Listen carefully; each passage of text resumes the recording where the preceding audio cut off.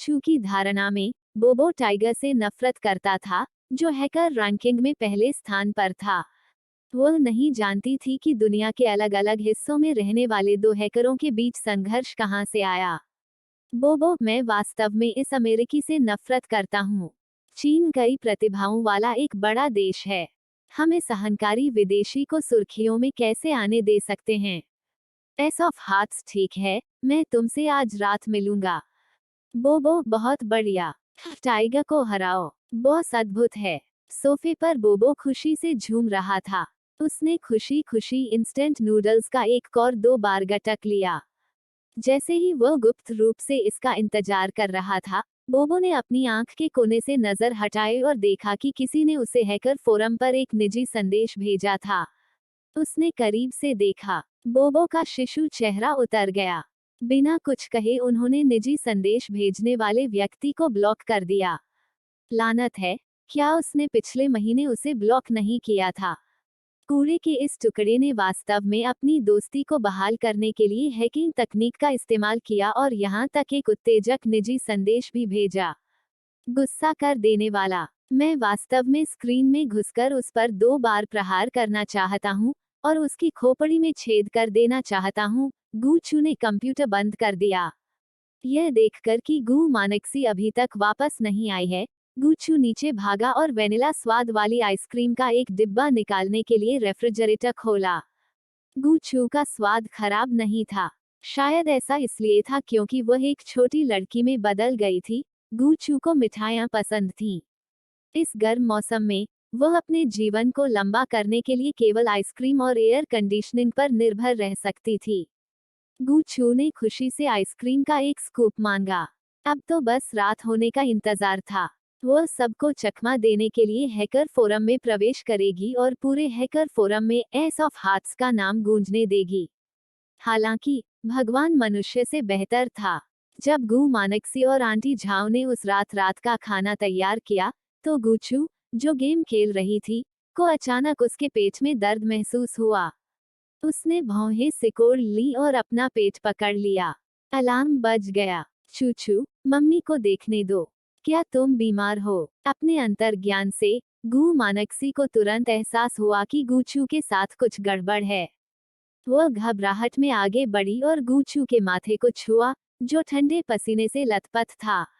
गूचू का चेहरा पीला पड़ गया था और उसका माथा ठंडे पसीने से ढका हुआ था।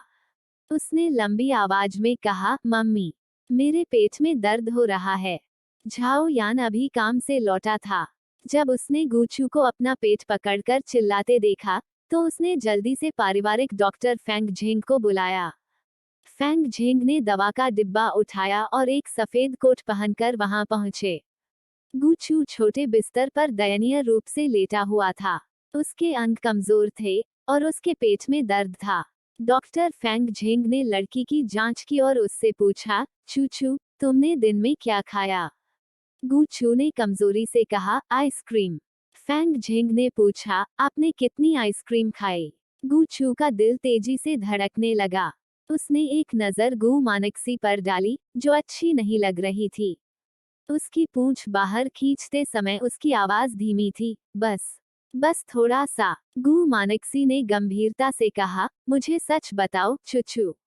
बस 4 या 5। गूचू ने चुपचाप अपने लिए प्रार्थना की। वो एक शरारती व्यक्तित्व वाली बच्ची थी। उसने अपने मुंह पर नियंत्रण नहीं रखा और गलती से बहुत ज्यादा आइसक्रीम खा ली। 6 साल की बच्ची का शरीर उसके पिछले जीवन की तरह मजबूत और स्वस्थ नहीं था। एक बच्चे की आंतें और पेट कमजोर थे। ज्यादा ठंडी चीजें खाने से पेट में दर्द हो सकता है। इससे पहले कि गू मानक्सी अपना आपा खोती, गूचू जल्दी से कंबल के नीचे छिप गया। उसने केवल मासूम, दयनीय जैसी आंखों की एक जोड़ी दिखाई और अपनी गलती स्वीकार करने की पहल की।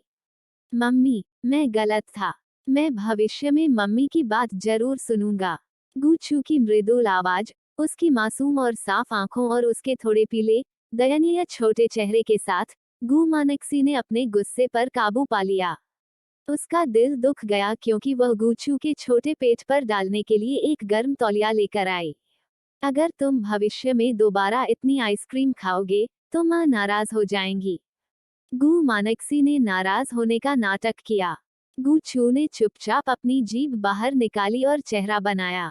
डॉक्टर फेंग झेंग वास्तव में एक उत्कृष्ट डॉक्टर थे जो सेना से आए थे। उन्होंने गु छू के लिए दवा लिखी और आंटी झाओ से गु छू के पेट की ठंडक को दूर करने के लिए अदरक चीनी का पानी उबालने के लिए कहा। गु छू के पेट में धीरे धीरे दर्द होना बंद हो गया। नींद में मदद करने वाली दवा के कमजोर प्रभाव से 6 साल की बच्ची गहरी नींद में सो गई। गु मानक्सी बिस्तर के पास बच्चे की देखभाल कर रही थी। उसे उसके लिए खेद महसूस हुआ और उसने खुद को दोषी ठहराया। उसे सोन चेन का फोन भी आया।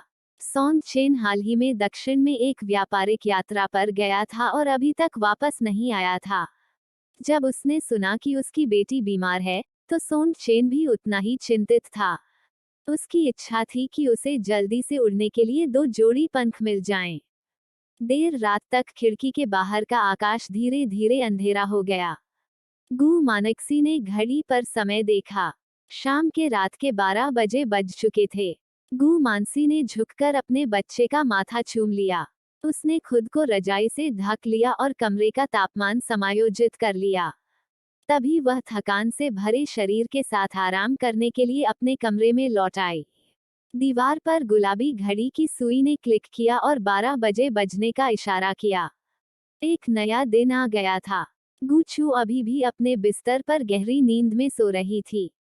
देर रात हैकर फोरम बेहद जीवंत था। वह रात थी जब तकनीकी गुरुओं का यह समूह फलता फूलता था। पूरी दुनिया में जो हैकर्स लंबे समय से तैयार थे, उन्हें एक अच्छी स्थिति मिली और उन्होंने फोरम में लॉग इन करने के लिए अपने कंप्यूटर खोले। उन्होंने इस महीने के हैकर लीडरबोर्ड के लिए लड़ाई शुरू की। हर किसी को पैसे से प्यार था। हर कोई प्रतिस्पर्धा करना चाहता था।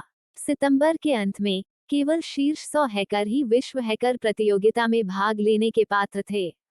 इसलिए इस महीने की हैकर रैंकिंग प्रतियोगिता बहुत तीव्र थी। हर कोई कम से कम 3 घंटे के भीतर शीर्ष 100 में प्रवेश करना चाहता था। रात के 12 बजे हैकर फोरम ने नवीनतम ऑपरेटिंग सिस्टम जारी किया। सिस्टम की कमजोरियों को खोजने के लिए हैकर्स को ऑपरेटिंग सिस्टम में प्रवेश करने की आवश्यकता थी। पारंपरिक अर्थों में ऑपरेटिंग सिस्टम में कमजोरियों की संख्या सीमित थी। जितनी जल्दी उन्हें कोई मिल जाएगा, उतनी ही कम संख्या होगी। वे जितनी जल्दी पहुंचे, उतना ही अधिक लाभप्रद था। ऑपरेटिंग सिस्टम की तुलना एक झील से की जा सकती है। कमजोरियां झील में मछली की तरह थीं। यदि आपने एक मछली कम पकड़ी है, तो जितनी देर से आप एक मछली पकड़ेंगे, उतना कम फायदा होगा। जो भी सबसे अधिक मछलियां पकड़ेगा उसे प्रथम स्थान दिया जाएगा। उसी समय दुनिया भर के सूचना स्रोतों ने ऑपरेटिंग सिस्टम तक पहुंच बनाई। फोरम पृष्ठ के सबसे दाहिनी ओर हैकर्स की आईडी और परिणाम हर सेकंड अपडेट किए जाते थे। बोबो ने तुरंत फोरम में लॉग इन किया और उसे पहले से ही कई खामियां मिल चुकी थीं। लेकिन अजीब बात है कि बॉस अभी तक ऑनलाइन नहीं थे। इतने महत्वपूर्ण समय पर बॉस अभी तक ऑनलाइन क्यों नहीं थे? प्रतियोगिता शुरू हो चुकी थी। प्रतियोगिता में केवल 3 घंटे थे और दूसरा मौका नहीं मिलेगा। क्या यह बड़े शॉट्स का आत्मविश्वास हो सकता है? घमंडी शीर्ष हैकर आमतौर पर समय पर मैच में प्रवेश नहीं करते। उदाहरण के लिए, कुछ लोगों को मैच शुरू होने के आधे घंटे बाद ऑपरेटिंग सिस्टम में प्रवेश करना और धीरे धीरे खामियों की तलाश करना पसंद आया। पहले स्थान पर रहे टाइगर को तो और भी घमंड था। वह आमतौर पर मैच के 2 घंटे बाद लॉग इन करता था और फिर 1 घंटे के भीतर ही इतनी कमियां ढूंढता था कि सभी हैरान रह जाते थे। ये तो बड़े साहब की शान थी। बोबो झिझक रहा था। क्या ऐसा हो सकता है कि बॉस भी लीडरबोर्ड के शीर्ष पर बैठे हैकरों से सीखने के लिए तैयार था, देर से आने और अंततः सभी को चौंका देने के लिए? मैं बड़े शॉट्स की दुनिया को नहीं समझता। बोबो चुपचाप कमियां ढूंढने लगा। आधा घंटा बीत गया, 1 घंटा बीत गया, 2 घंटे बीत गए। बोबो की ताकत सीमित थी और वह अब जल्दी से नई खामियां नहीं ढूंढ सकता था। वास्तव में 2 घंटे की प्रतिस्पर्धा के बाद इसे शीर्ष हैकर्स के बीच एक प्रतियोगिता माना जाएगा। जिन खामियों को ढूंढना आसान था, उन्हें विभाजित कर दिया गया था, केवल अधिक अच्छी तरह से छिपी हुई खामियों को छोड़ दिया गया था जिन्हें ढूंढना मुश्किल था या जिन्हें कोड द्वारा तोड़ने की आवश्यकता थी। बोबो ने मंच के सार्वजनिक पृष्ठ को देखा। आखिरकार टाइगर ने चलना शुरू कर दिया था और सार्वजनिक स्क्रीन पर लगातार टाइगर के परिणाम प्रसारित हो रहे थे। टाइगर अभी भी पहले की तरह मजबूत था, जैसे कि उसकी उंगलियों के नीचे कोई खामियां नहीं थीं। बोबो इतना परेशान था कि उसके बाल सफेद हो गए थे। बॉस अभी भी ऑनलाइन क्यों नहीं थे? यदि वे ऑनलाइन नहीं होते तो बहुत देर हो चुकी होती। बोबो का हृदय व्याकुल हो उठा। उसे नहीं पता था कि उसके बॉस को बहुत अधिक आइसक्रीम खाने से पेट में दर्द हुआ था। दवा लेने के बाद उसे नींद आने लगी। शायद इसलिए कि उसने कॉल सुनी, गूचू ने आखिरकार देर रात छोटे कमरे में धीरे से अपनी आंखें खोलीं। उसने अपना पेट रगड़ा। डॉक्टर फेंग झेंग की दवा बहुत प्रभावी थी। अब उसे पेट में दर्द नहीं था। गूचू आलस्य से फैला। स्ट्रेचिंग के आधे रास्ते में उसकी गोल आंखें अचानक चौड़ी हो गईं। अरे नहीं, रैंकिंग बोर्ड। गूचू जल्दी से बिस्तर से उठी और फोरम में लॉग इन करने के लिए अपना कंप्यूटर खोला। रात के 2:49 बज चुके थे। नवीनतम हैकर रैंकिंग बोर्ड के ताज़ा होने में केवल 11 मिनट बचे थे। उसके पास भाग लेने के लिए केवल 11 मिनट थे। मैदान में प्रवेश करते ही गूचू ने शाप दिया। उसने गुप्त रूप से शपथ ली कि वो कभी भी एक दिन में 5 आइसक्रीम नहीं खाएगी, ज्यादा से ज्यादा 4। दूसरी ओर, संयुक्त राज्य अमेरिका के न्यूयॉर्क में एक आवासीय क्षेत्र के एक कमरे में एक सुनहरे बालों वाले युवक ने 2 कप कॉफी पी, अपनी उंगलियों को रगड़ा और उसके मुंह के कोने एक फीकी मुस्कान में बदल गए। यह बिना किसी सस्पेंस वाली एक और छोटी प्रतियोगिता थी। यदि उन्हें 2 घंटे का भी अवसर दिया जाए तो भी कोई उनसे आगे नहीं निकल सकता। महज 50 मिनट में उन्होंने 400 खामियां ढूंढ निकाली। उनमें से 2 घातक एस रैंक छिपी हुई खामियां थीं जिन्हें लगभग कोई भी हैकर नहीं ढूंढ सका। मैच खत्म होने में अभी 10 मिनट बाकी थे। रैंकिंग पर नजर डाले तो दूसरे स्थान पर प्रगति रही। उन्हें वास्तव में 200 खामियां मिली, जो पिछले महीने की तुलना में थोड़ा सुधार था। अजेय होने पर अकेलापन महसूस होता है। युवक ने अपनी ठुड्डी उसके हाथ पर रख दी। उसकी नीली आंखों में कोई दिलचस्पी नहीं दिख रही थी। इस बार ऑपरेटिंग सिस्टम की सारी खामियां ढूंढ ली गई थीं। अद्यतन लीडरबोर्ड पर रैंकिंग मूल रूप से पुष्टि की गई थी और कोई भी हैकर कोई नई खामियां नहीं ढूंढ सका। मैच खत्म होने में अभी 10 मिनट बाकी थे। युवक ने इत्मीनान से कॉफी का एक घूंट पीने का फैसला किया और फिर चीन के उस प्यारे छोटे हैकर को एक निजी संदेश भेजा। इस छोटे हैकर ने उसे फिर से ब्लॉक कर दिया था, लेकिन यह उसके लिए कोई समस्या नहीं थी। टाइगर बाघ, तुम क्या कर रहे हो? बोबो फक दफा हो जाओ। बाघ, कसम मत खाओ, नहीं तो तुम्हारे पिता तुम्हें डांटेंगे। आपको बोबो द्वारा ब्लॉक कर दिया गया है। आप उन्हें संदेश नहीं भेज सकते। युवक ने भौहें ऊपर उठाईं। वह निश्चित रूप से बुरे स्वभाव का था।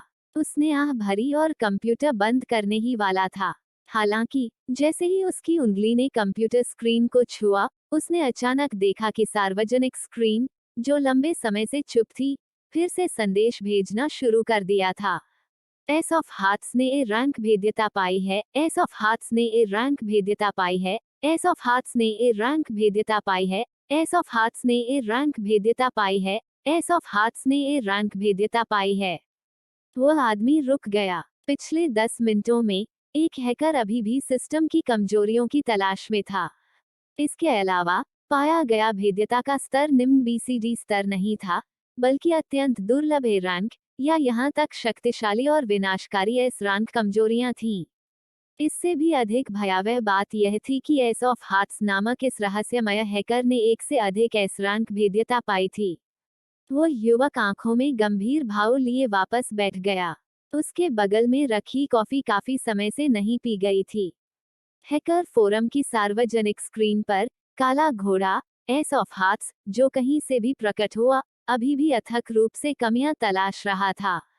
वो हर 10 सेकंड में एक ढूंढ सकती थी।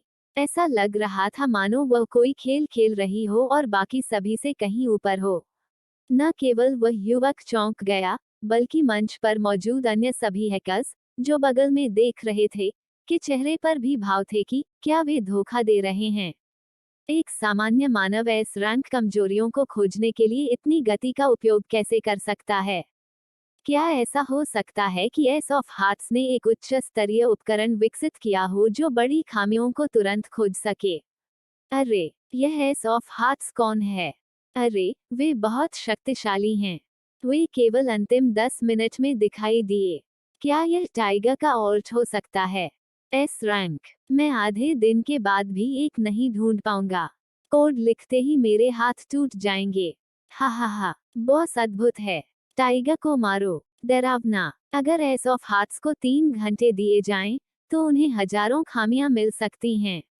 इस साल आयोजकों ने पुरस्कार बढ़ाकर 30 मिलियन अमेरिकी डॉलर कर दिया। इसने किस तरह के भयानक लोगों को आकर्षित किया? चलो, टाइगर को 3 घंटे दीजिए और वह उतना ही अच्छा हो सकता है। सभी की चकित निगाहों के बीच आखिरी 10 मिनट खत्म हुए और 3 घंटे लंबी प्रतियोगिता खत्म हुई। इस महीने की हैकर रैंकिंग ताज़ा जारी की गई। बिना किसी संदेह के पहला स्थान अभी भी टाइगर द्वारा लिया गया था। हालांकि कई हैकरों का ध्यान एस ऑफ हार्ट्स पर था जिसकी उन्होंने अभी अभी एक झलक देखी थी। फोरम कई वर्षों से स्थापित किया गया था, तो उन्होंने एस ऑफ हार्ट्स को पहले क्यों नहीं देखा? यह बड़ा आदमी भीड़ के बीच क्यों छिपा था? रैंकिंग सूची ताज़ा की गई। आखिरकार दर्शकों को एस ऑफ हार्ट्स की रैंकिंग मिल गई। नंबर 100, एस ऑफ हार्ट्स चीन 30 खामियां। रहस्यमय एस ऑफ हार्ट्स अंतिम 10 मिनट के भीतर पूंछ पकड़ने में कामयाब रहा। पाई गई 30 खामियों में से वास्तव में 5 एस रैंक खामियां थीं और बाकी सभी ए रैंक खामियां थीं। कितना भयानक परिणाम! टाइगर, जो पहले स्थान पर था, को केवल 2 एस रैंक खामियां मिली। चीन के इस एस ऑफ हार्ट्स ने वास्तव में केवल 10 मिनट में ऐसी अभूतपूर्व और आश्चर्यजनक उपलब्धि हासिल की थी।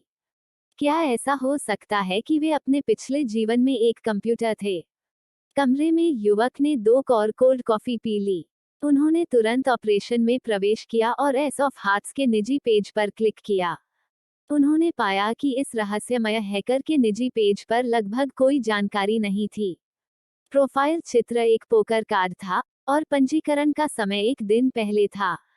युवक को एस ऑफ हार्ट्स में काफी दिलचस्पी थी, इसलिए उसने उसे फोरम के पेज के माध्यम से जोड़ा। अप्रत्याशित रूप से दूसरे पक्ष ने वास्तव में मित्र अनुरोध स्वीकार कर लिया। Tiger, hi, S of hearts में हैकर प्रतियोगिता में प्रथम स्थान प्राप्त करने जा रहा हूँ, तैयार हो जाइए। Tiger, few deadpan face expressionless. भले ही वे स्क्रीन से अलग हो गए थे, फिर भी वह हवा में अहंकार महसूस कर सकता था। एस ऑफ हार्ट्स, मुझे अभी भी सोने की जरूरत है, अलविदा। इतना कहने के बाद उनकी प्रोफाइल फोटो ग्रे हो गई और वे तुरंत ऑफलाइन हो गए। युवक मन ही मन मुस्कुराया। उसकी नीली आंखों की जोड़ी तेज रोशनी से चमक रही थी। दुनिया बहुत बड़ी थी और आखिरकार उसे एक दिलचस्प प्रतिद्वंद्वी मिल गया। युवक अपना कंप्यूटर बंद करने ही वाला था कि उसने स्क्रीन के कोने में एक फ्रेंड रिक्वेस्ट देखी। बोबो, आपको एक मित्र के रूप में जोड़ने का अनुरोध। इस चीनी बच्चे ने अभी कुछ समय पहले ही मुझे ब्लॉक कर दिया था। वह अचानक मुझे मित्र के रूप में क्यों जोड़ना चाहता था? उसने क्लिक किया और फ्रेंड रिक्वेस्ट स्वीकार कर ली। बोबो ने पाठ की एक लंबी श्रृंखला भेजी। बोबो, हा हा हा हा, तुम मरे हुए मांस हो, बदबूदार बाघ। एस ऑफ हार्ट्स मेरा अद्भुत बॉस है। बस मेरे बॉस द्वारा को डी होने की प्रतीक्षा करो। वे कुछ ही समय में तुम्हारी जगह ले लेंगे। अलविदा। युवक थोड़ा स्तब्ध था और उसकी आंखें मुस्कुराहट से भरी थीं। कितना प्रतिशोधी बच्चा है। इतने लंबे समय के बाद वह अभी भी द्वेष रखता था। युवक ने बोबो को जवाब देने के लिए टेक्स्ट टाइप किया, लेकिन उसने पाया कि छोटे लड़के ने उसे फिर से ब्लॉक कर दिया है। अपार्टमेंट में गुचू ने जम्हाई ली और धीरे से अपना कंप्यूटर बंद कर दिया। गुचू ने उसके बिखरे बालों को खरोंचा और उसकी गर्दन घुमा दी। जब वह नर्म और गर्म बिस्तर पर वापस गिरी तो उसकी पलकें झुक गईं और अपने मीठे सपने देखती रही। उसे जरा भी अंदाजा नहीं था कि महज 10 मिनट में उसके स्वर्ग विरोधी ऑपरेशन ने पूरी दुनिया में सनसनी फैला दी थी। अगले दिन गु मानक्सी ने गुचू को उसके बिस्तर से बाहर खींच लिया, जब वह अभी भी सो रही थी। उसने उसे दवा और नाश्ता खिलाया, फिर गुचू को वापस सोने के लिए जाने दिया। जब सुबह काफी देर हो चुकी थी तब गुचू धीरे धीरे बिस्तर से बाहर निकला। जब से उसने छोटी बच्ची के शरीर में प्रवेश किया, उसे अनजाने में बच्ची की सोने और खाने की लत लग गई थी। गुचू ने अपना छोटा कोट पहना और मैंक्सी की तलाश करने के लिए नीचे चली गई। गु मानक्सी आसपास नहीं थी, इसलिए उसने एक नोट छोड़ा जिसमें लिखा था कि उसे आखिरी मिनट में एक विज्ञापन शूट करना है। इस तथ्य का लाभ उठाते हुए कि अपार्टमेंट में कोई वयस्क नहीं था, गुचू की बड़ी आंखें चतुराई से इधर उधर घूमी और चुपके से फ्रिज की ओर भाग गईं। उसने फ्रिज का दरवाजा खोला और देखा, लानत है, एक भी आइसक्रीम नहीं बची। गुचू ने अपना चेहरा ढक लिया। माँ बहुत निर्दयी थी। सॉन्ग एंटरटेनमेंट में मेकअप आर्टिस्ट ने अभी अभी गु मानक्सी का मेकअप पूरा किया था।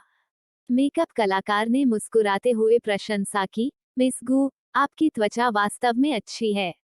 सार्वजनिक रूप से दिखने के लिए आपको मेकअप लगाने की भी आवश्यकता नहीं है। गु मानक्सी ने धीरे से कहा, तारीफ के लिए धन्यवाद। यह भी पहली बार था जब मेकअप आर्टिस्ट ने आज गु मानक्सी को देखा था। वह गुप्त रूप से आश्चर्यचकित थी। वह पहले से ही एंटरटेनमेंट इंडस्ट्री में काफी मशहूर थीं। आमतौर पर एक प्रसिद्ध महिला सेलिब्रिटी का स्वभाव काफी अहंकारी होता है और वह हमेशा अपने कर्मचारियों को आदेश देती रहती है। हालांकि इस मिस गु की उपस्थिति हमेशा सौम्य और दयालु थी। वह दूसरों का सम्मान करती थी और उसका लहजा विनम्र था। उनमें किसी सेलिब्रिटी वाली छवि बिल्कुल भी नहीं थी। मेकअप आर्टिस्ट मदद नहीं कर सका, लेकिन काओ युएजी के बारे में सोचने लगा, जो पहले ही वांग एंटरटेनमेंट में बदल चुका था। नखरेबाज काओ युएजी की तुलना में यह मिस गु वास्तव में एक देवदूत जैसा अस्तित्व था। और यह चेहरा, बिना किसी कॉस्मेटिक समायोजन के, तब भी सुंदर और गतिशील था, जब उसने कोई मेकअप नहीं लगाया था। मनोरंजन जगत में जहां कॉस्मेटिक सर्जरी लोकप्रिय थी, गु मानक्सी अद्वितीय थी। मैंक्सी, ये अगले कॉस्मेटिक विज्ञापन की स्क्रिप्ट लाइनें हैं। ड्रेसिंग रूम का दरवाजा खुला और पेशेवर सूट पहने एक मैनेजर लिसा अंदर आई। लिसा अब गु मानक्सी की प्रबंधक थी। सोन चेन ने व्यक्तिगत रूप से इसकी व्यवस्था की थी। लिसा काओ युजी की मैनेजर हुआ करती थी। उसकी क्षमता उत्कृष्ट थी। स्क्रिप्ट चुनने और संसाधन छीनने की उनकी क्षमता शीर्ष पर थी।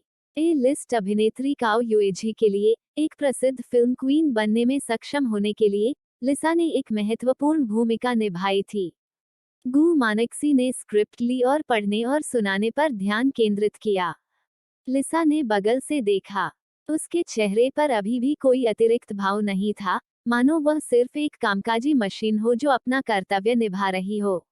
लिसा ने गु मानक्सी के प्रति हमेशा दूर और विनम्र रवैया बनाए रखा। यहाँ तक जब गु मानक्सी लू शानहे के दल में फिल्म कर रही थी, तब भी लिसा दृश्य देखने नहीं गई। गु मानक्सी का प्रबंधक होना पूरी तरह से राष्ट्रपति सॉन्ग को चेहरा देना था। लिसा को ऐसे कलाकार पसंद थे जिन्होंने कड़ी मेहनत की और प्रगति की, न कि गु मानक्सी को, जिनका राष्ट्रपति गीत से संबंध था।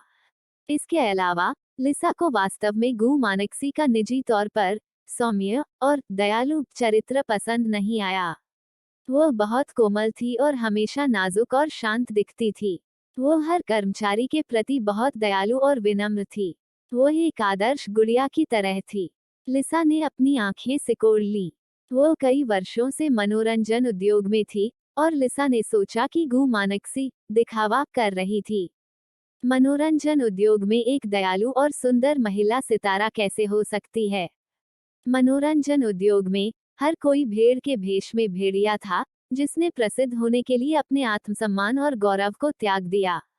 सॉन्ग चेन जैसे बड़े शॉट को हराने में सक्षम होने के लिए सर्वश्रेष्ठ अभिनेत्री काओ युजी को निचोड़ने में सक्षम होने के लिए गु मानक्सी एक साधारण महिला कैसे हो सकती है? ठीक है, विज्ञापन शूट करने के लिए मेरे साथ स्टूडियो तक चलो, लिसा ने औपचारिक तरीके से कहा। विज्ञापन शूट करना मुश्किल नहीं था। किसी को बस कैमरे के सामने आना था और कैमरे के सामने कुछ पंक्तियां पढ़नी थीं। यह वास्तव में किसी के अभिनय कौशल की परीक्षा नहीं थी। गु मानक्सी ने सफेद पोशाक पहनी थी और उसके लंबे बाल उसके कंधों पर गिरे हुए थे।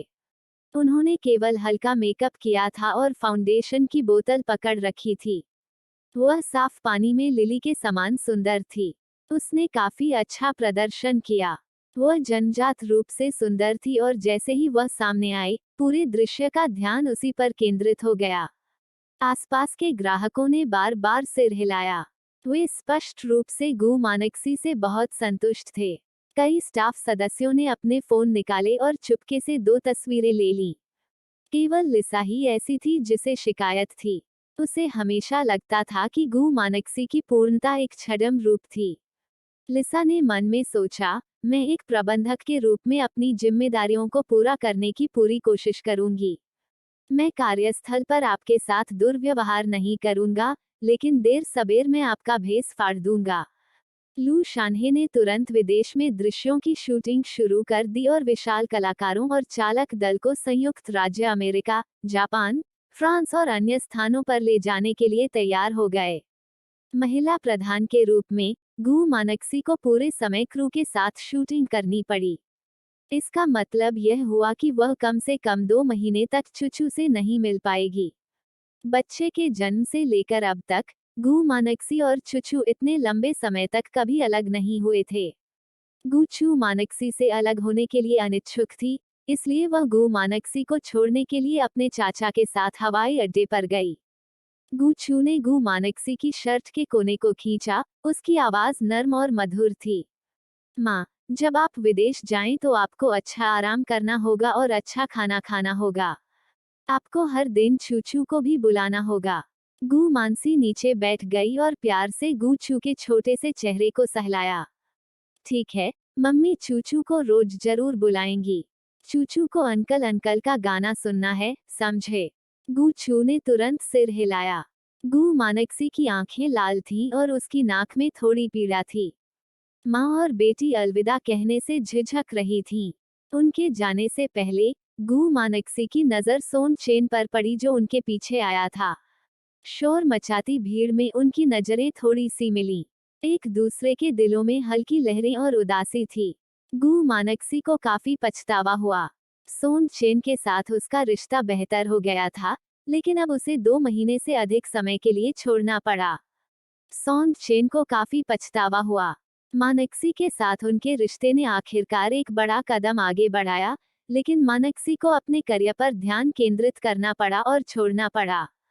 ठीक है, ठीक है। जियांग चेंग और मैं मैंक्सी की अच्छी देखभाल करेंगे। लू शान्हे, जो किनारे से शो देख रहा था, अपनी आंखों में चमक लाते हुए आया और सोन चेन को उकसाया, क्या यह सिर्फ कुछ महीनों के लिए दिन रात मैंक्सी के साथ रहना नहीं है? चिंता मत करो, मैं एक सज्जन व्यक्ति हूँ। सोंग चेन, संकट की इस अचानक अनुभूति का क्या कारण था? कड़ी मेहनत करो, मैंक्सी को मेरे पास छोड़ दो। लू शान्हे ने आग में घी डाला। इसके बारे में बोलते हुए, मैंने इस बार फ्रांस में अतिथि भूमिका निभाने के लिए एक बहुत ही सुंदर फ्रांसीसी को आमंत्रित किया। वह मैंक्सी का प्रशंसक भी है। सोंग चेन ने लू शान्हे की ओर मंद दृष्टि से देखा। लू शाने ने उत्तेजक दृष्टि से पीछे देखा। जब तक आपकी और मानसी की शादी नहीं हो जाती, मेरे पास अभी भी मौका है। भले ही आप शादीशुदा हों, अगर एक दिन आप दोनों का तलाक हो जाए, तो भी मेरे पास एक मौका है। सोंग चेन ने गुप्त रूप से लू शान्हे के दल में और जासूस रखने का फैसला किया। हर समय लू शान्हे से सावधान रहें। यह देखकर कि वे दोनों 2 बच्चों की तरह आपस में भिड़े हुए थे जो अभी बड़े नहीं हुए हैं, गु मानक्सी मुस्कुराई और उन दोनों को अलग करने के लिए आगे बढ़ी। ठीक है, मैं विमान में चढ़ने वाला हूँ। मैं सबसे पहले निकलूंगा, मिस्टर सोंग, कृपया चुचू का अच्छा ख्याल रखें। गु चू ने अपनी उंगलियां बगल में उठाने का नाटक किया। सोंग चेन की भावनाएं जटिल थीं। उसने अपनी काली आंखें नीची कर लीं। तब तुम्हें हर दिन मेरे बारे में सोचना याद रखना चाहिए। गु मानक्सी, ठीक है। झाओ यान, जो पहाड़ की तरह स्थिर था, की अभिव्यक्ति थोड़ी मुड़ी हुई थी। लू शानहे, जो बगल में सुन रहा था, ने उल्टी करने का इशारा किया। कितना भयानक घृणित! क्या आप अभी भी मेरी स्मृति में दबंग सोनचेन हैं? बकवास! मैंक्सी की आंखें किस प्रकार की हैं? वो इस तरह के लड़के को क्यों पसंद करेगी? लू शाने ने इसका तिरस्कार किया। दूसरी ओर, सोनचेन शांत था। अपनी पत्नी का पीछा करने के लिए उसे क्या मुंह दिखाने की जरूरत थी? अपने दादाजी को सुनना, सबसे महत्वपूर्ण बात थी अपनी भावनाओं को व्यक्त करना और उनकी उपस्थिति का एहसास कराना। किसी भी स्थिति में, जब तक मैं शर्मिंदा नहीं होता, आप लोग ही शर्मिंदा होंगे। जल्द ही बोर्डिंग का समय आ गया। गू छू ने अलविदा कहने के लिए गू मानक्सी की ओर अपने छोटे पंजे लहराए। उसने देखा कि उसकी मां की नाजुक आकृति बोर्डिंग गेट से गायब हो गई थी। उसके दिल में अकथनीय डैक का निशान था। गू छू के मजबूत हस्तक्षेप के कारण मूल पर पीड़क उपन्यास में गू मानक्सी के दुखद भाग्य को पूरी तरह से फिर से लिखा गया था। अब गू मानक्सी के पास ऐसे लोगों का एक समूह था जो उससे प्यार करते थे और उसकी रक्षा करते थे। वो खुद भी मेहनती थी और करियर के प्रति मजबूत दिल वाली थी। सौभाग्य से उसकी किस्मत बदल गई। चूचू, चलो पहले घर चलते हैं। झाओ यान ने गूचू का हाथ पकड़ा और हवाई अड्डे से बाहर चला गया। झाओ यान गूचू को वापस अपार्टमेंट में ले गया। वापस जाते समय गूचू ने यात्री सीट में बच्चों की सीट को समायोजित किया और बातचीत करने के लिए अपना फोन निकाला। झाओ यान ने पूछा, चूचू, तुम किससे बात कर रहे हो? गूचू ने सहज होने का नाटक किया और उत्तर दिया, मैं भाई जियाओझो से बात कर रहा हूँ। भाई जियाओझो ने कहा कि वह अमेरिका में है और आसमान में अभी भी अंधेरा है। भाई जियाओझो ने यह भी कहा कि वह वास्तव में गोल्डी को याद करता है। वह सोच रहा था कि क्या गोल्डी का वजन कम हो गया है और क्या वह ठीक से खा रहा है। झाओ यान का लंबा और सीधा शरीर एक पल के लिए स्तब्ध रह गया। लिन जियाओझो ने झाओ यान के सभी संपर्क विवरणों को अवरुद्ध कर दिया और उनके सोशल मीडिया अकाउंट पर लगभग कोई खबर नहीं थी। इन दिनों झाओ यान को ऐसा महसूस हुआ जैसे उसे धीरे धीरे एक छोटी, गर्म आग से पीड़ा हो रही थी। वह बेचैन था और उसकी सावधानीपूर्वक छिपी हुई भावनाएं अचानक उजागर हो गईं। यदि उसने प्रकाश देखा तो वह मर जाएगा। गू छू ने अपने फोन के साथ खेलने पर ध्यान केंद्रित करना जारी रखा। उसके छोटे मुंह से बुदबुदाया, भाई जियाओझो ने कहा कि उसे अमेरिकी खाना पसंद नहीं है। आलू के अलावा केवल बीफ सलाद है। उसे हमारे देश के मसालेदार गर्म बारबेक्यू कबाब और आपके द्वारा पकाए गए व्यंजन याद आते हैं, अंकल। अहम, झाओ यान को खांसी हुई। चूचू, उससे पूछो कि वह कब वापस आएगा। ठीक है। झाओ यान शांत दिख रहा था, लेकिन वह घबरा रहा था। जियाओझो अभी भी मेरा खाना खाना चाहता है। क्या इसका मतलब यह है कि वो मुझसे नहीं डरता जैसा मैंने सोचा था? भाई जियाओझो ने कहा कि वह 1 और महीने के लिए न्यूयॉर्क में व्यस्त रहेंगे। मुझे नहीं पता कि वो वापस लौट पाएंगे या नहीं। गू छू ने मासूमियत से पलकें झपकाईं। मुझे लगता है कि भाई जियाओझो का मतलब यह है कि उन्हें उम्मीद है कि आप उनसे मिलने के लिए संयुक्त राज्य अमेरिका जा सकते हैं।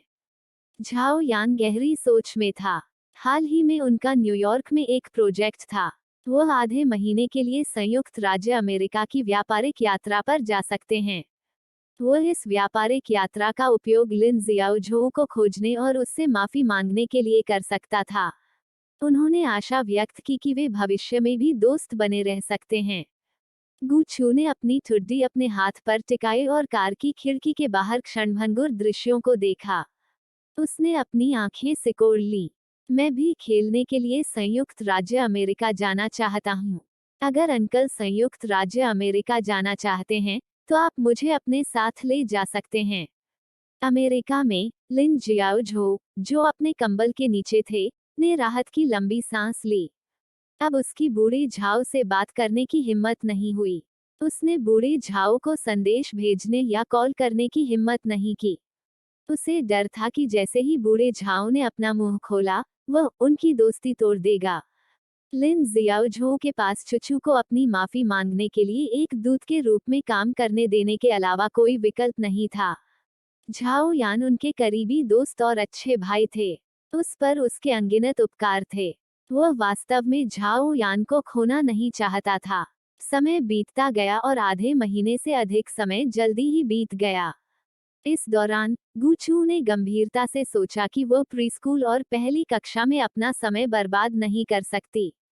उसने अपने चाचा से ग्रेड छोड़ने के लिए आवेदन करने के लिए उसे स्कूल ले जाने के लिए कहा, और उसने सफलतापूर्वक परीक्षा उत्तीर्ण की और किंडरगार्टन से सीधे तीसरी कक्षा में पहुंच गई। प्रिंसिपल ने देखा कि गुचू अद्भुत थी और वह चतुर थी। अपनी कलम की एक लहर के साथ उसने सीधे गुचू को युवा वर्ग में प्रवेश करने दिया, जो तीसरी कक्षा से प्रतिभाओं को स्वीकार करने में माहिर था। वास्तव में जब तक गुचू चाहती थी, वह सचमुच अभी विश्वविद्यालय से स्नातक हो सकती थी। हालांकि गुचू ने कम प्रोफाइल रखी और क्रमिक प्रगति पर ध्यान दिया। युवा वर्ग विशेष रूप से उत्कृष्ट बुद्धि वाले छात्रों के लिए स्थापित किया गया था। भौतिकी, रसायन विज्ञान, खगोल विज्ञान और भूगोल। छात्र उन क्षेत्रों को चुन सकते हैं जिनमें वे अच्छे हैं और लंबी अवधि में उनका अध्ययन कर सकते हैं। स्कूल देश के लिए प्रतिभाएं तैयार करने के लिए भी प्रतिबद्ध है। इस कक्षा में सबसे बड़ा 16 वर्ष का था और सबसे छोटा गुचू था, जो केवल 5 वर्ष का था। प्रतिभाओं से युक्त, परेशानी पैदा होने के डर से युवा वर्ग की नाम सूची आमतौर पर जनता के सामने घोषित नहीं की जाती थी। बाहर से देखने पर छात्र समस्याग्रस्त किशोरों की तरह दिखते थे। उनमें से कुछ कक्षा में सो गए, जबकि अन्य निलंबन के बाद घर पर रहे। फिर भी वास्तव में उनकी असली पहचान युवा वर्ग के प्रतिभाशाली छात्र हो सकते हैं। उन्होंने अपनी असली पहचान उजागर नहीं की और स्पष्ट रूप से छुपे हुए थे। गुचू ने युवा वर्ग के छात्रों की सूची देखी और उनमें से एक चेंग मिंगलू था। बोबो वास्तव में उसका सहपाठी बन गया था। बोबो ने कंप्यूटर क्षेत्र का अध्ययन किया। वो लगभग 14 या 15 वर्ष का था और उसकी कंप्यूटर प्रतिभा बहुत कम थी। स्कूल उन्हें बहुत महत्व देता था। गुचू ने उसकी ठुड्डी को छुआ। दिलचस्प, स्कूल हाल ही में नियमित जांच कर रहा था और यह अक्टूबर से पहले शुरू नहीं होगा। गुचू के पास अभी भी आधे महीने का खाली समय था, इसलिए उसने झाओ यान को उसे संयुक्त राज्य अमेरिका लाने के लिए प्रोत्साहित किया। झाओ यान ने गु मानक्सी की अनुमति प्राप्त की और गुचू को व्यवसाय खेलने लिन जियाओझो की तलाश के लिए संयुक्त राज्य अमेरिका में लाने का फैसला किया। गुचू एकमात्र व्यक्ति नहीं था जो संयुक्त राज्य अमेरिका जाना चाहता था। बोबो, जो राजधानी में ही था, भी जाना चाहता था। बोबो का चेहरा आंसुओं से भरा था। रोते समय उसकी चमकती हुई गांठ उसके चेहरे पर लटक गई। भाई, मुझे कुछ पैसे उधार दो। मैं संयुक्त राज्य अमेरिका जाना चाहता हूँ। बूहू, मैं बहुत गरीब हूँ क्योंकि मैंने पहले ही अपना सारा पैसा एक नए कंप्यूटर पर खर्च कर दिया है। विश्व हैकर प्रतियोगिता शुरू होने में केवल 10 दिन बचे थे। बोबो सफलतापूर्वक हैकर रैंकिंग के शीर्ष 10 में शामिल हो गया। हालांकि उनके पास हवाई जहाज का टिकट खरीदने के लिए पैसे नहीं थे। बोबो इतना गुस्से में था कि वो हैकर प्रतियोगिता के आयोजकों के बारे में शिकायत करना चाहता था। क्या उन्हें नहीं पता था कि उन्हें हवाई जहाज का टिकट और होटल बुक करना होगा? वे यहाँ तक थे कि प्रतियोगी इसका भुगतान स्वयं करें। उसे उनकी वेबसाइट हैक करने की प्रबल इच्छा थी। पैसे की कमी ने उसे वास्तव में कठिन स्थिति में डाल दिया था। बोबो के पास उसे बचाने के लिए अपने बड़े भाई से पैसे उधार लेने के अलावा कोई विकल्प नहीं था। अस्पताल में आईसीयू कमरों की सूची पलटते समय चेंग क्यूई काले सोफे पर खूबसूरती से झुक गया। युवक ने बर्फ सफेद शर्ट पहन रखी थी। उसकी विशेषताएं मनोरम थीं और उसमें कोई मारक क्षमता नहीं दिखती थी। हालांकि जैसे ही उसने अपनी आंखें ऊपर उठाईं, उसकी गहरी काली पुतलियों में मौजूद अथाह आक्रामक शक्ति ने उसके शरीर की सारी सौम्यता को दबा दिया और केवल उसका तेज उजागर हो गया। बोबो घबरा गया। वह असहज था। बोबो को जन्म देने वाली मां का निधन जल्दी हो गया था और जब से उसे चेंग परिवार ने उठाया था, चेंग क्यूई उसकी रक्षा और सुरक्षा कर रही थी। हर महीने चेंग क्यूई उदारतापूर्वक उसे पॉकेट मनी देती थी और बोबो को जीनियस क्लास में पढ़ने के लिए भी भेजती थी। हालांकि हाल ही में बोबो ने हैकर प्रतियोगिता के लिए काफी तैयारी की थी। उन्होंने बग्स को ठीक करने के लिए कंप्यूटर को संशोधित करने के लिए बड़ी रकम खर्च की थी और उन्होंने फोरम चैनल से अन्य हैकर्स के बारे में बहुत सारी जानकारी भी खरीदी थी। कुछ ऑपरेशन के बाद वह खाली हाथ थे। वह जिया युहे से भी अधिक गरीब था, जिसकी सड़क के किनारे एक दुकान थी। क्या बिग ब्रदर मुझ पर बहुत अधिक पैसा खर्च करने का आरोप लगाएंगे और मुझसे नाराज होंगे, और फिर वह मुझे अस्पताल में डाल देगा? ओह, बहुत डरावना। क्या सचमुच आपके पास पैसे नहीं हैं? चेंग क्यूई ने बेहोश होकर पूछा। बोबो ने पागलपन से सिर हिलाया। वह एक अच्छा हैकर था।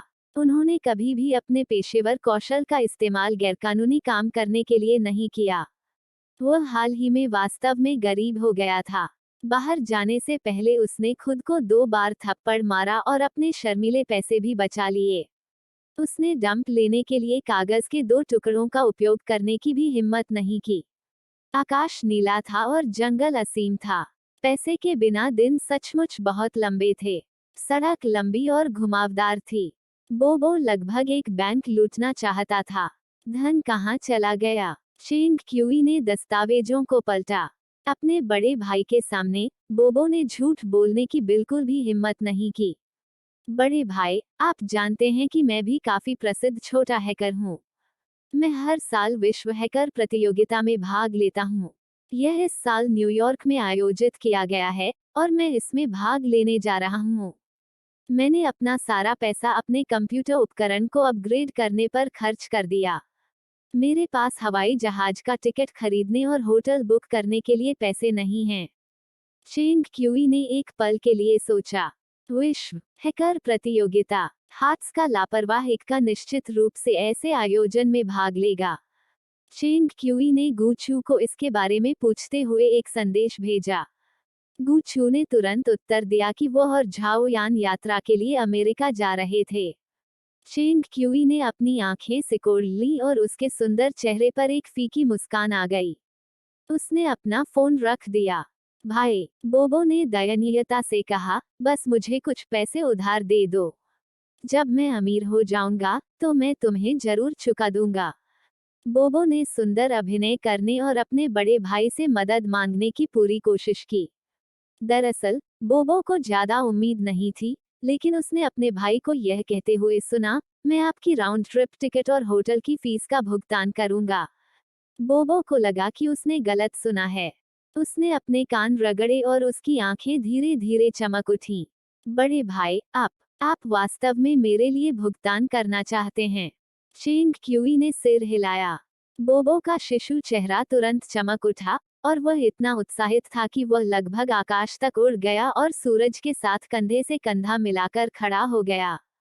धन्यवाद, बड़े भाई। मैं निश्चित रूप से आपको निराश नहीं करूंगा और शीर्ष 5 में आने के लिए कड़ी मेहनत करूंगा। बोबो उत्साह में इधर उधर भागा। चेंग क्यूई ने शांति से कहा, मैं तुम्हारे साथ चलूंगी। बोबो के चेहरे पर मुस्कान बिखर गई। हुआ। चेंग क्यूई को चतुराई से यह सुझाव देने का अवसर मिला कि झाओ यान उसके साथ संयुक्त राज्य अमेरिका जा सकता है। झाओ यान ने मना नहीं किया और सीधे तौर पर सहमत हो गया। इस प्रकार 2 व्यक्तियों की यात्रा 4 व्यक्तियों की यात्रा बन गई। चेंग परिवार समृद्ध और शक्तिशाली था और कैपिटल इंटरनेशनल एयरपोर्ट भी चेंग परिवार के निवेश व्यवसायों में से एक था। एक धूप भरी दोपहर में हर कोई संयुक्त राज्य अमेरिका जाने के लिए तैयार हुआ। चेंग क्यूई हवाई अड्डे पर जल्दी पहुंचे और गुचू के लिए धैर्यपूर्वक इंतजार किया। भाई चेंग क्यूई ने एक बच्चे की तेज चीख सुनी। चेंग क्यूई के मुंह के कोने अनायास ही मुड़ गए। उसने ऊपर देखा और हवाई अड्डे के कर्मचारियों के मार्गदर्शन में गुचू और झाओ यान को चेंग क्यूई की ओर आते देखा। मौसम थोड़ा गर्म था। गुचू ने आज बेज सस्पेंडर्स पहने हुए थे। उसके बाल छोटे कर दिए गए थे और उसने अपने छोटे सिर पर एक छोटी पीली टोपी पहन रखी थी। सेज सैंडल पहनकर दौड़ी, उसका छोटा शरीर लहरा रहा था। वह चबी मारुको चान का वास्तविक जीवन संस्करण थी। भाई चेंग क्यूई, बोबो, चुचू और अंकल यहाँ हैं। गूचू हड़बड़ाहट में भागा। उसने अपनी गोल मटोल छोटी बाहें खोली और खुशी से चेंग क्यूई की ओर दौड़ी। चेंग क्यूई गूचू को पकड़ने के लिए आगे बढ़ा और उसे अपने बगल वाली सीट पर ले गया। चेंग क्यूई को पता था कि प्रसिद्ध एस ऑफ हार्ट्स को 6 साल की लड़की की तरह व्यवहार करना बिल्कुल पसंद नहीं था। वह मूर्खतापूर्वक इधर उधर भागती रही, लेकिन गूचू के पास कोई विकल्प नहीं था क्योंकि उसे हानिरहित होने का नाटक करना था। चेंग क्यूई को उसके अजीब अभिनय की प्रशंसा करना पसंद था। भाई चेंग क्यूई, क्या आपने दोपहर का खाना खाया? गूचू विमान की सीट पर आज्ञाकारी ढंग से बैठ गया। प्रथम श्रेणी केबिन में सीटें अपेक्षाकृत बड़ी थीं।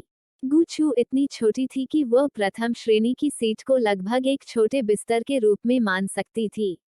चेंग क्यूई ने कहा, हाँ, अगर तुम्हें भूख लगे तो मुझे बताना न भूलें। ठीक है, गूचू धीरे से चहका। थोड़ी देर बाद बोबो अपने प्रिय कंप्यूटर को अपनी बाहों में लेकर विमान पर चढ़ गया। उसने गूचू पर नजर डाली, जो चेंग क्यूई के बगल में था, और आश्चर्य से कहा, भाई, टिकट से पता चलता है कि मेरी सीट आपके बगल में है। इसे इस प्यारे छोटे बच्चे ने क्यों ले लिया? चेंग क्यूई ने कहा, तुम्हारी उम्र कितनी है? तुम अभी भी एक बच्चे से बहस क्यों कर रहे हो? बोबो अवाक रह गया। बड़े भाई, आप बदल गए हैं। मुझे याद है कि पहले तुम्हें बच्चे बिल्कुल पसंद नहीं थे। आपने तो यहाँ तक कि शोर मचाने वाले बच्चों को इलाज के लिए अस्पताल की गहन चिकित्सा इकाई में भेजा जाना चाहिए। लेकिन जब से आप गूचू बिग ब्रदर से मिले, आप तुरंत बाल प्रेमी बन गए हैं। बोबो ने अपना कंप्यूटर पकड़ लिया और झाओ यान के बगल में दयनीय होकर बैठ गया। बोबो बैठ गया और अपनी सीट बेल्ट बांध ली।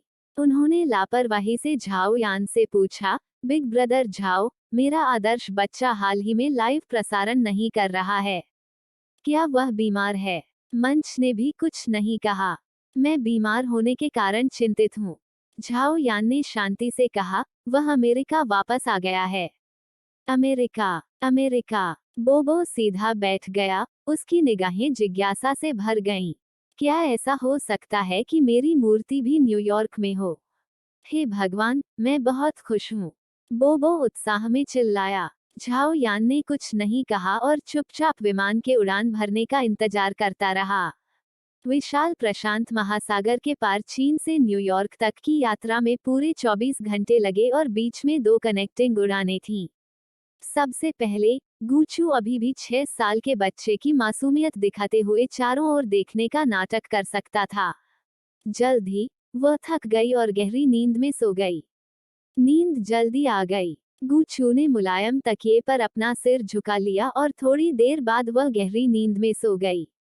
चेंग क्यूई ने किसी को कंबल लाने के लिए भेजा और गूचू को व्यक्तिगत रूप से ढक दिया।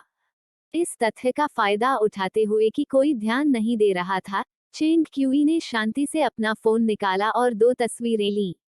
नींद में एस ऑफ हार्ट्स काफी प्यारा लग रहा था। उड़ान बेहद लंबी थी। गूचू वापस सो गया और उड़ान अभी आधी ही थी। गूचू ने आलस से अपना शरीर फैलाया। उसकी आंख के कोने से उसने देखा कि चेंग क्यूई अभी भी उसकी कंप्यूटर फाइलों को देख रहा था।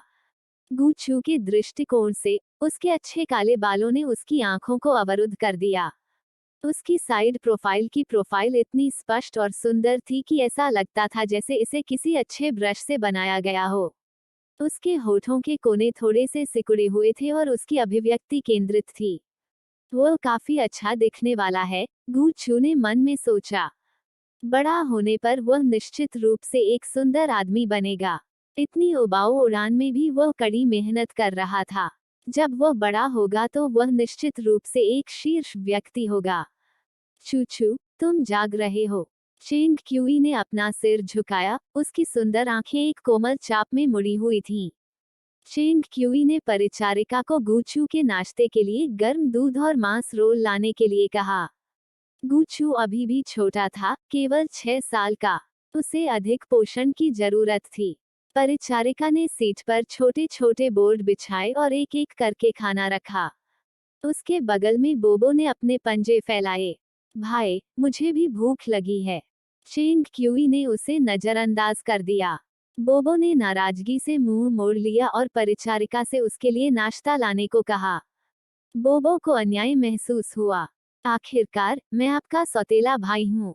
आपकी नजर केवल उस 6 साल की छोटी बच्ची पर ही क्यों है? उसे थोड़ा डैक हुआ। गुचू ने अपना नाश्ता खत्म करने के बाद वह ज्यादा देर तक कुर्सी पर नहीं बैठना चाहती थी।